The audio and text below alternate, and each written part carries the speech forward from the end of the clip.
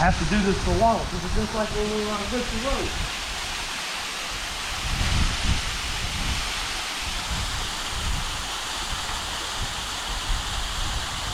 Ooh, that's cold.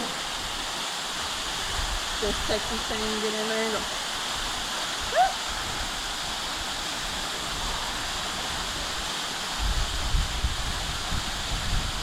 Holy poop! What's going on, everybody? I'm Alex from Boards, Bikes, and Hikes, and in today's video I wanted to give some tips for anybody who's out there looking to bike the Going to Sun Road in Glacier National Park. Last year we took a summer vacation to Montana, and one of the things we did while we were there was we rented some bicycles and we biked up the Going to Sun Road. Now, up until the road is fully open to car traffic, the road is bike traffic only, which is absolutely phenomenal.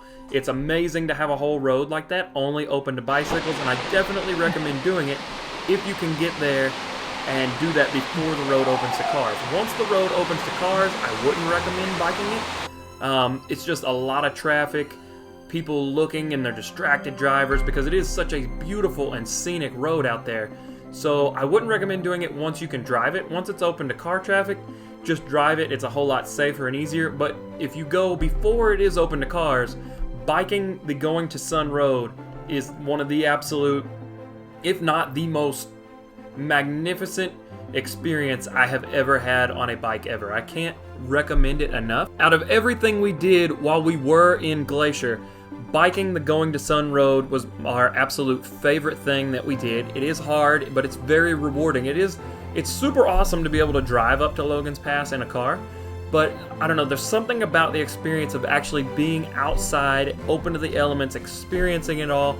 And there's also a whole lot of stuff along the way to stop and kind of see on the side. And I feel like if you were in a car, it would make that very difficult because there is so many individual stops, and if there's not a parking space, well then you're just, you're out of luck and you're going to have to keep on riding. So that would be my absolute first tip to why you're doing it on a bike. While you're out there biking the Going to Sun Road, make sure you stop at each individual little thing along the side because there's all sorts of like scenic lookouts. You've got moments where you can go out and cross bridges that look out across the water.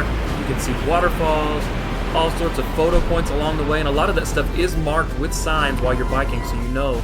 But it's just, there's a lot of stuff to take in. So take that time, take that extra time to stop, soak it all in because it is one of the coolest things you will ever do in your life. So make sure you just take time to see everything on that road that there is to see. It's not a race to the top. Don't treat it like that. Treat it, take every little individual moment from that and embrace all of it and fully let it process because it is such a beautiful road and it's so incredible to do. So just make sure you don't rush it, take it slow, and enjoy every bit of view.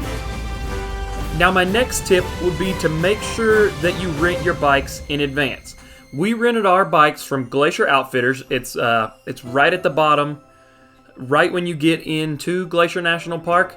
And they offer road bikes, electric bikes, comfort bikes, all sorts of that, and they have varying prices, but make sure you book those in advance. You can rent an e-bike for $117 a day, a hybrid bike for $52 a day, which is what we got, a road bike for $67, a comfort bike for $52, kids bikes for $44. So make sure you book those bikes in advance because they do fill up quick. We also made sure we got there early so we could get on our bikes and get started as quickly as possible. But you can book those bikes on their websites, or on their website also they have a number you can call. Make sure you arrange that bicycle booking in advance. My next tip for biking the Going to Sun Road is something that I wish we had done, and if we go back, I will make this a priority for sure. And that is to either have a rental car that's capable of hauling the bikes, or they also do at Glacier Outfitters offer a car rack or a hitch rack for bicycles. The car rack's $15 a day, the hitch rack is $20. We didn't know that bike racks were offered as a rental, and had we known that biking was going to be as magnificent as we was, I think we would have prioritized getting a rental car, probably like a pickup truck or something, just to make it that much easier, because I was afraid of putting a rack on the rental car because I didn't want to risk scratching it or have any sort of damages like that. But the advantage to having a bike rack or something that can carry those bikes is you're going to eliminate those first 10 miles. And while the first 10 miles of the Going to Sun Road is very beautiful, you bike right alongside of Lake McDonald, it's 10 miles of some flats, rolling hills, and stuff like that, which 10 miles, you know, not a whole lot, but then you have to think on the way back, that's an additional 10 miles that's going to be tacked on to your whole journey, which if you bike from the very bottom to the very top, it's something crazy like, I want to say it was like 60 miles or something like that when I put it into Strava, because we biked 44 and we didn't make it all the way to the top. So definitely rent a bike rack or have a rental car that's capable of hauling the bike for those first 10 miles, because the majority of the views you're going to really enjoy are after that first 10. And you're able to drive, you park in the Avalanche parking lot and you can unload the bicycles there, and that's going to start you straight onto the uphill. It's going to get you to the scenic views a little bit quicker, and like I said, it's going to eliminate you from having to do 20 additional miles, which it's really taxing by the end of the day. You're glad to, you know, get done, so it's just nice to not have to worry about that flat drive, or that flat ride, I'm sorry, on the way back down when you're tired and you're ready to just, you know, rest and be able to relax for the day. My next bit of advice also stems from Glacier Outfitters, and that is renting a can of bear spray. Bear spray is something you don't want to have to use, but if you are in that situation where you do need it, it's better to have it and, you know, be ready. It's better to have it and not need it than to need it and not have it. And Glacier Outfitters offers 1, 2, and additional day rentals. A 24-hour rental of a can of bear spray is $9.25, and that's a very fair price. You know, if you're in that situation when you need it, you're gonna wish, oh man, I wish I had spent the $9 extra to fight a bear off. I mean, it's better to have it for just peace of mind. We rented it for just one day, but if you're doing additional hikes in Glacier, you can do the multi-day rental and have it for the whole time of your trip. It's actually, for a 3 to 7 day rental, it's only $28. So that way you can have it for the duration of your trip. They'll give you a quick demonstration. You'll watch a video. You'll learn how to use it.